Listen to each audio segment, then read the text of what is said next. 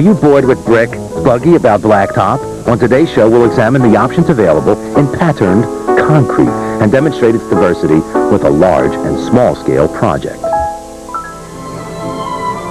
I come to How To made my fortune.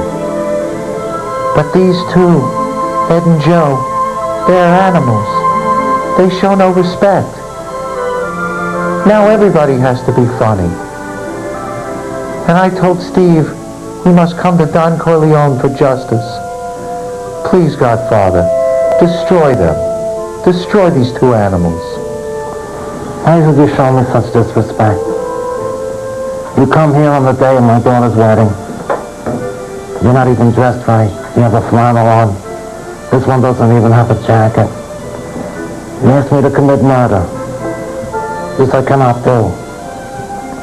It's not even a real fraud. But what I can do, I can assure you, the various connections that I have, is that these two that you speak to me about will never be on a channel any lower than Channel 10. This I can assure you. Oh, thank you, Godfather. You understand everything. What is it with this one over here? He never speaks. I just think this is such a wonderful space. Gosh. Have to teach him how to be like a man. So smack him in the head.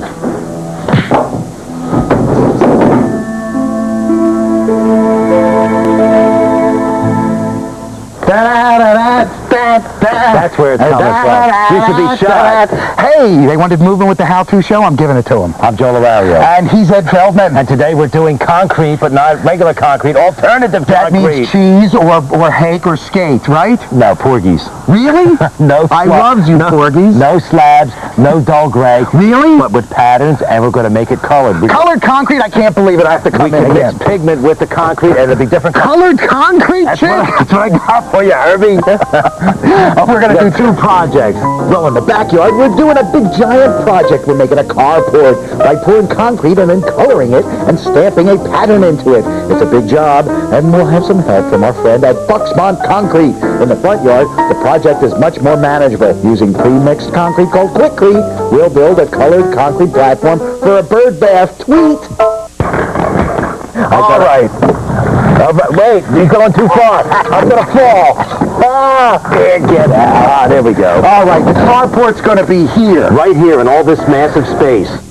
The carport's 30 feet by 50 feet or 50 feet by 30 feet if you're standing on your head. So the first thing we'll have to do is use stakes and string lines to mark the perimeter. Then we've got to excavate the area to get a general level. Then laying a 4-inch base of aggregate or crushed stone that will eventually support a 6-inch concrete slab. To contain this, we're going to build a wooden form around the perimeter of the carport. We're going to use 2x6s. Then, when the concrete is poured and smooth, we will add colored pigment and stamp the concrete to make it look like real stone. York stone. Like York stone, my stone. And our stone. And our stone. And that's irregularly sized squares. It's also going to be colored with pigment. And it's very cost efficient, but it's unless you got a really big family and they're in the concrete business, you know, you don't want to do it yourself if you're a homeowner, if you're just one person. We staked out the area, and we're sitting here at the lowest point. We always sit at the lowest point. The best prices. Actually, how have we staked our perimeters? Well, we're coming off some existing string and stakes. We're coming off some existing items like these steps, so that's going to define the perimeter this way. And the side of the wall down there, correct? Defining our perimeter that way. Always try and conform to some structures that are already there. We know this is the lowest point because we've eyed it up. We know this is a general slope. The house is on a hill. We're sloping down this way. So we're not really no doubt. We're not really going to excavate here. We're going to transfer some dirt and stone over to this lowest point to make it all up to a seemingly level surface. With a little bit of slope for water runoff. Just like my uncle's forehead.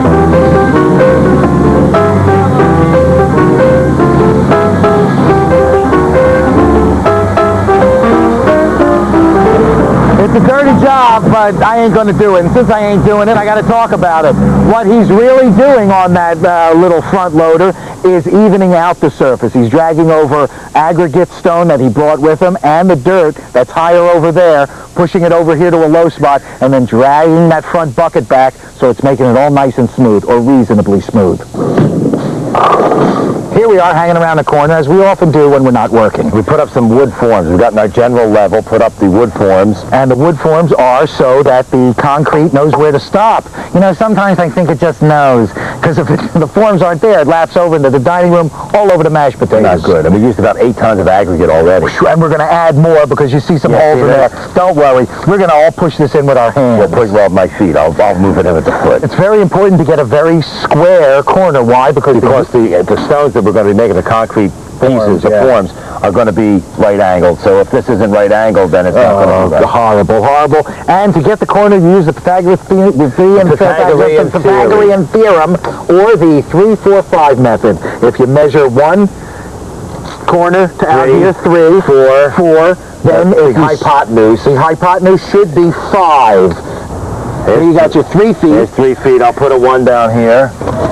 Got a 4 there. And here's a 4. Beautiful. Hold it there. There's a 5. There's a 5. So the Pythagorean theorem, 3 times 3 is 9, 4 times 4 is 16. Add them two together, you get 25, which happens to be 5 times 5. I don't even know what you're talking about. I don't know, but I had to go to summer school just because of that. There you go. So we know it's square. We're going to level this up. We're going to build some more forms right now. Why not? Why not? We've got the wood. I'm going to keep banging. Look, I'm a little taller than Kathy Rigby, but in the suit I look the same. We put all the forms in, and we're going to lay a lot more aggregate. But you know, the last thing you got to do before you do that is you got to take all this excess stuff that got kicked around by lots of sloppy people, and you want to get rid of it. So you've laid a 4-inch aggregate base, and you've gotten your general level. Now you have to make sure that when the concrete is poured, it will be at least 6 inches deep. Go get a tape measure and a string line. Now! That is way too high. That's too much grade. That's enough for Luca Brazzi and the fish. Look. Put it down in there. We got a string tied on the other end of this form, at the other side. Pull it taut. I'm pulling it taut. Pull it taut. Ah! And this is a rough grade. There's no need to level this. What we're looking for is about 5 to 5.25 inches. 5 1/4. Okay, that's good. Because so what's a 1/4 inch when you're dealing with friends? Absolutely. It depends. Actually, we're going to gas tamp this stuff down in a couple of minutes. Gas tamp, that's the best kind. Yes, certainly a gas tamp. It's a gasoline-powered tool that you can rent from most home centers for about $50 a day. It uses a combination of steel plate, heavy weight, low-end oscillation, and veal to compact gravel and dirt into a solid base. It'll give us 6 inches, which is what we need to pour the concrete.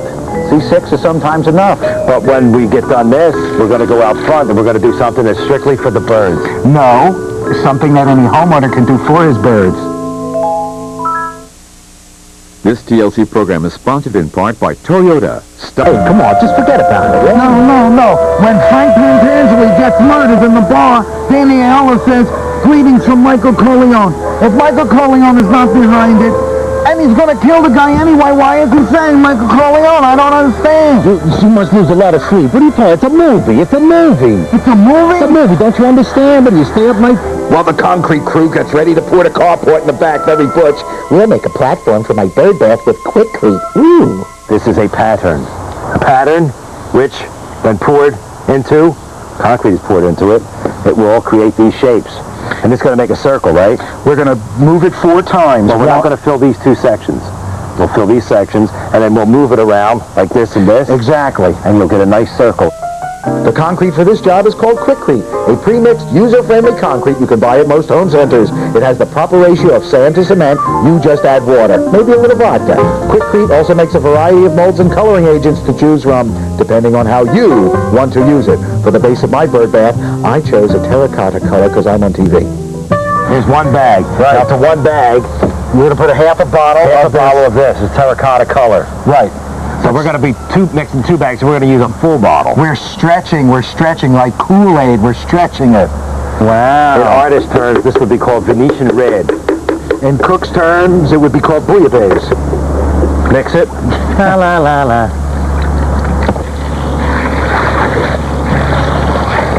Now, about how much water to put in. Well, that's in a way up to you. You want to put in enough water so it's workable. Not too watery, and of course not too stiff, but different parts of the country, you might have to add a little more or a little less water, depending on your altitude and whether your senators are both indicted. What it's looking like here is a little bit of chili. Come on, get it in from around the edges. We start to put it in the biggest one first, because I feel like it. It is a little bit like Sloppy Joe's, I think. Use a hand trowel to pack the form and smooth the surface.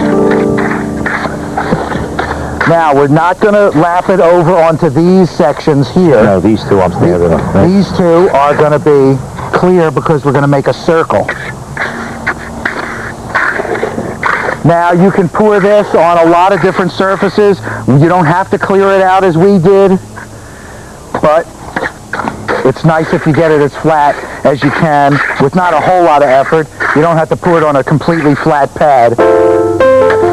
Let that quickcrete sit for 5 minutes, then remove the mold. Have coffee. Oh, did you remember the fruit cocktail in there? Now this one's going to go over here. Isn't that beautiful? Like this, right? Right, and you're going to have some interlocking, not interlocking pieces, but interlocking more quickcrete in there. I'm going to take this around here. Right. Show them the paintbrush trick. Look at that. Nice and smooth. Smoothing the surface, abrasing the surface. All right, let's just do this 3 more times, but you don't have to watch. It's a lot like the other one, except we're going to be facing a different direction. What are you doing? That's not a plant. You don't have to make that grow. It's graffiti. I'm doing a mist. It's cure and seal. You spray it on now, it helps it to cure. In a couple of days, when this stuff dries, spray the same stuff on it again, and it'll seal it. It's going to help cure and build strength. Kind of like Joe Weider powders. This is another mold that you can use with this stuff to make stepping stones. Stand there, I'll take your picture. This is for really big snapshots. Disposable, too. That's also a border mold. This is for borders. Yeah. See that? So they make all these different kinds of things. So you can make all these different kinds of things. And all the different kinds of colors, too. Anyway, we're going to wait for this to dry and harden. And let's go back and do big work and do the big pouring of the concrete. Because this was like a vacation for us. Cement mixer, putty. When we come back, we're going to pour and stamp the concrete carport. Look, this is not my color. But look at this one. It's all ripped. Yellow makes me look fat. Gonna get a pebble in the heel. Hey, Chris, how you doing? Like a big canary. It's Chris McMahon. Of Bucksmont Patterned Concrete.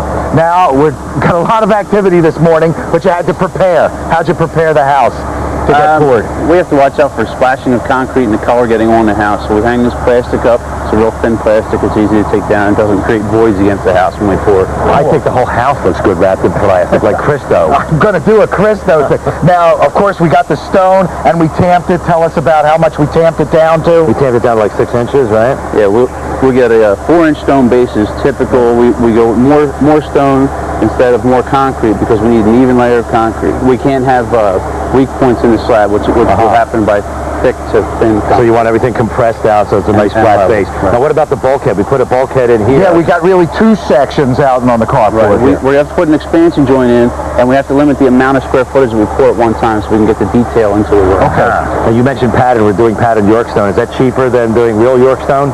Yes, I would say it's probably close to half the price. Wow. We're doing York stone, as we've told you a million times. You got a lot of colors, a lot of styles. You want to run through a couple of them? What color are you getting? We're going to use a platinum gray with a classic gray release. We have a variety of colors from Venetian pink to Venetian black. pink. Wow, black. Any color in there, and custom colors can be manufactured at any request. And Paisley? Any Paisley? Sure. I would add that a couple years ago. How many styles? You know, I've seen the brick one.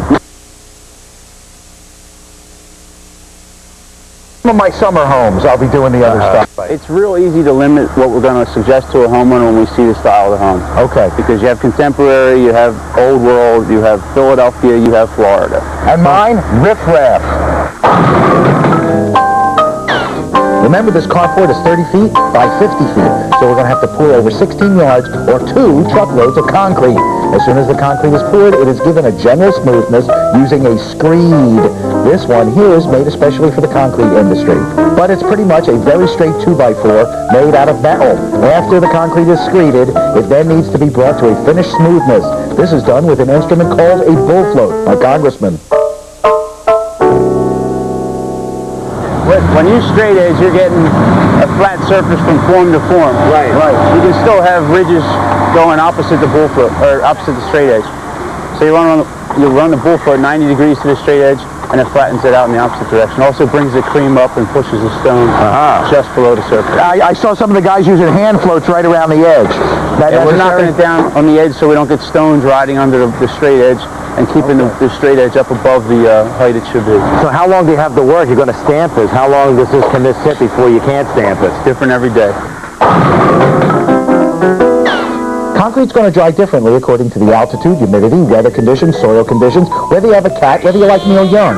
On this day, we had about 2 to 3 hours to color and pattern the concrete. So once the concrete is smooth, the powdered pigment is spread across the top of the entire surface. Don't you look at me! Don't you look at me! Oh, I don't want to scare you. This is a hardener and a pigment. Yeah, they're just feeding it to the birds. They're not feeding the chicken, right? They're spreading it over the top. It's going to be worked in 1/4 of an inch. It's going to harden the top so it won't crack later. And it'll give the blue-gray color that we're looking for. So everybody should wear a mask here. Everybody should wear a mask every day in America, but Especially if you go into a bank. especially when you're spreading around this pigmented hardener. It's real light stuff, obviously. It will get in your lungs, and it hardens who your wants lungs. to breathe anything that is that color? The pigment is worked into the concrete using a wooden bull float. It scrubs the color into the surface, bringing the concrete's own moisture to that surface and giving it a dense, colored, non-porous finish like liver. Hey, look, 300 Spartans. You got it, Richard Egan. I got shot right over here. These are the stamps that are going to make the patterns on the concrete, right, Chris? Absolutely. All different sizes. Of course, these are the York stones. You're throwing something on now called a release agent, right? That is release our agent. Never mind. These tools are also coated in the release agent, so that when we push the tools into the concrete and we pull them off, they will release from the concrete. So it's like flour battered, almost like a cutlet. Now this will lay in the deeper areas. The harder this gets pressed in, the more of this color will stay in those areas. So this relief, this line here running through here, will take that color. These joints, which are deeper, will take that color. Anything that is a more pressed in color, then this is the color that will also wear in time. That's why it's called an antiquing relief. There you go. So when it becomes antiqued, you no longer need this color. When was all this? This is pretty complex, yet easy to understand. When was this all developed? It's been an ongoing process over the last 40 years. 40 years ago, people started texturing concrete to look like stone. 40 years ago Tuesday. Can you see Chris? He's starting with a square lathe on the corner of the fluid concrete pad. Then he's laying the stamps in a random pattern to mimic the feel of real stone. Do you want to tell them where you would like them? No, not over there. He doesn't want But I don't want that big one there. You should have brought your mother over for this. We're forcing the release color into the deeper areas. So you go around the edge and then you do the interiors? Yeah, he's going to go around, make sure all the edges are set. We get the full depth of the stone. Pull up one corner first to get the air under it. Ooh, Look at that. Stone, eh? Looks like stone. My goodness. Real stone, real flagstone is always cut in 6-inch increments. So when you put down stones in real flagstone, you're going to have 18-inch stones, 24-inch stones, 30-inch stones. And that's how they interlock without having pieces that do not fit. Everything will fit over this entire job. We won't have straight lines. We won't have 4 corners coming together. If you were doing real stone and you brought 4 corners of real stone together, you would have a weak point in the patio. Okay. So the more real we do this, the better the look is going to be, the overall feel. We're back with Chris, and we've got problems in our joints, don't we? You got little squigglies up in there. How do you clean them out? What we have to address here is what we call a squish joint, where the 2 mats come together. We get concrete that squishes up between the mats. So as that starts to set up, what we need to do is take a simple brush. We'll take It's a throwaway. That's exactly right. How old is that one? Throwaway brushes. This is probably only 4 or 5 uses. See, and it's filled with concrete in the hole there. In the hole that you would hang What on we'll do is at we'll take the back of the brush and we'll just drag it We're through the just going to dig joint. it out. We're going to clean out the squish joint. Just like that. He's routing it. And then you got to... Take a little bit of release agent. Oh, the release agent, right? Mountain Dew. The release agent, so that's like a powder. Would be almost like a powder against something sticky, right? Releasing. It's like a tack rag. Tack rag. Tack rag. So the concrete's sticking to that dust, and it's going away. So what do we do? Just brush that off now? In the wash and seal step, which is 3 days from now, the whole surface be washed and scrubbed. Okay. All right. And then So you sealed. don't have to worry about that then. Now that brush has like a, like a 6-inch handle. How do you hit in the middle? very long brush. About an hour from now, the concrete will be set up enough for us to actually walk on socks. Next, we're going to wrap up all the concrete projects. Let's wrap up Uncle Vito and put him in the concrete project.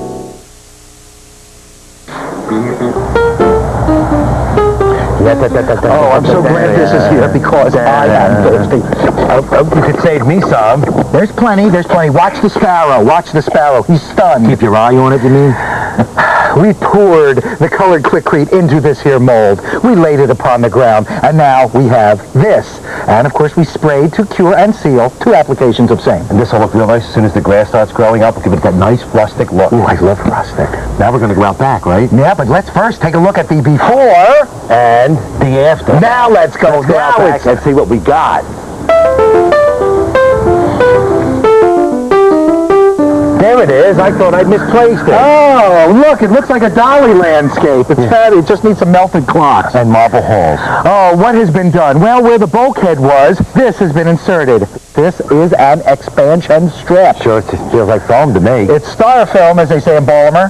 And also expansion joints were cut in both directions every 10 feet or so. So that it doesn't crack. Exactly, for expansion. And then they power wash the whole thing, which is why we're not standing on it. They power washed it, and then they put a special sealer on, kind of like what we used up top, but it's their own special recipe. And it has to dry for 24 hours, hence we are staying Otherwise, we'd be having a square dance out there. So until next time. Well, Wait a minute, let's look at the before. Look at the before, sorry. And the after. See that? Thank goodness. And the Godfather was so nice. Because we're still here. Until next time, I'm Tessio. And I'm Fat Clemenza. Home is nice. Unless you're with the fishies. He's fatter than me, right? Oh, much Clemenza is much fatter. You could see him from the satellite. And he's deader than me.